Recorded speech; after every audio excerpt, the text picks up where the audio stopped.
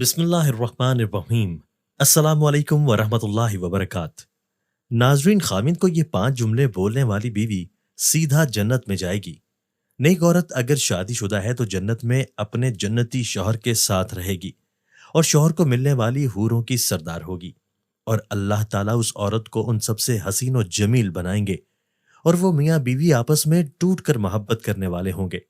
عورت جنت میں اس شوہر کے ساتھ رہے گی جس نے دنیا میں اس کے ساتھ اچھے اخلاق کا برتاؤ کیا ہوگا، اور وہ شوہر جس نے عورت پر ظلم کیا ہوگا، اس کو تنگ کیا ہوگا اور بلا وجہ بیوی کو طلاق دی ہوگی، وہ اس عورت سے محروم رہے گا۔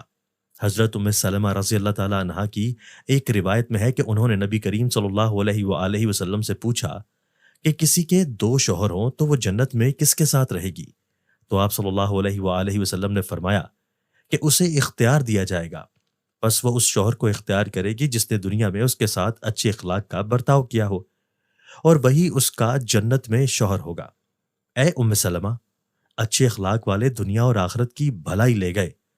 حضرت امام باقر رضی اللہ تعالیٰ عنہ کے بیٹے حضرت امام جعفر صادق رضی اللہ تعالیٰ عنہ کے پاس چند عورتیں آئیں، آ کر کہنے لگیں، اے نواسۂ رسول صلی اللہ علیہ وآلہ وسلم، کیا کوئی ایسا عمل بھی ہے جس کے کرنے سے مرتے وقت روح آسانی سے نکلے، روح نکلتے وقت تکلیف نہ ہو، خاتمہ ایمان پر ہو، مرتے وقت کلمہ پڑھتی مریں، اور قبر جنت کے باغوں میں سے ایک باغ بن جائے؟ تو حضرت امام جعفر صادق رضی اللہ تعالیٰ عنہ نے فرمایا، اے اسلام کی مقدس شہزادیوں، عورت کے منہ سے نکلے 5 جملے اللہ تعالیٰ کو بہت ہی زیادہ پسند ہیں، اور سنو، اللہ تعالیٰ کے پسندیدہ کام کرنے والی جو عورت ہوتی ہے وہ جب مرتی ہے تو قبر سے سیدھا جنت میں چلی جاتی ہے۔ عورتوں نے پوچھا، اے نواسۂ رسول صلی اللہ علیہ وآلہ وسلم، بتائیں تو صحیح، وہ 5 جملے ہیں کون کون سے؟ تو حضرت امام جعفر صادق رضی اللہ تعالیٰ عنہ نے فرمایا کہ بیوی کا شوہر کے سامنے حلال رزق طلب کرنے والا جو جملہ ہے اللہ تعالیٰ کو بہت ہی زیادہ پسند ہے۔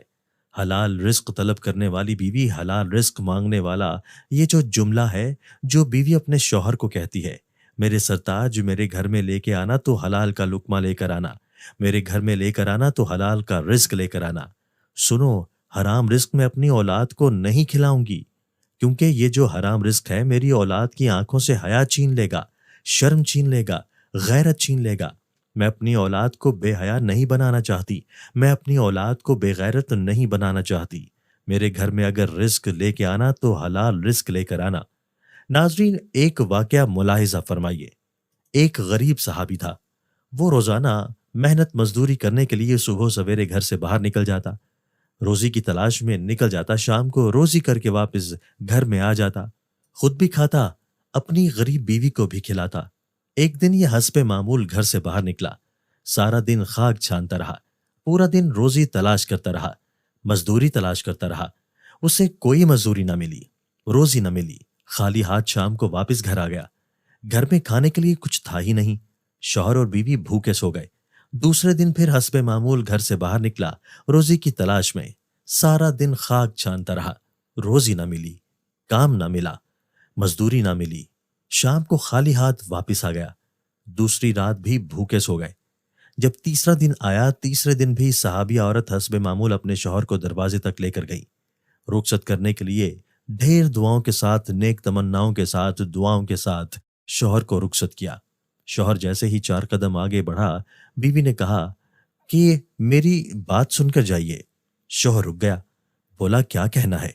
تو اس صحابیہ غریب بیوی نے کہا کہ میرے سرتاج، اس سوچ کی بنیاد پر کہ میری بیوی 2 دن سے بھوکی ہے، 2 راتوں سے بھوکی ہے، کہیں ایسا نہ ہو کہ آج آپ کو مزدوری نہ ملے اور آپ حرام کا رزق لے کر میرے گھر میں آ جائیں۔ یاد رکھیے گا کہ میں مر جاؤں گی لیکن حرام رزق قبول نہیں کروں گی، حرام کمائی کا لقمہ نہ میں کھاؤں گی نہ اپنی اولاد کو کھلانے دوں گی۔ وہ تھیں اسلام کی مقدس شہزادیاں جن کی گود میں اسلام پلتا تھا۔ حضرت امام جعفر صادق رضی اللہ تعالیٰ عنہ نے فرمایا کہ بیوی جب شوہر سے حلال رزق طلب کرنے والا جملہ بول رہی ہوتی ہے، اس وقت اللہ تعالیٰ کے بہت زیادہ قریب ہوتے یہی جملہ مرتے وقت اس عورت کی روح آسانی سے نکلوائے گا۔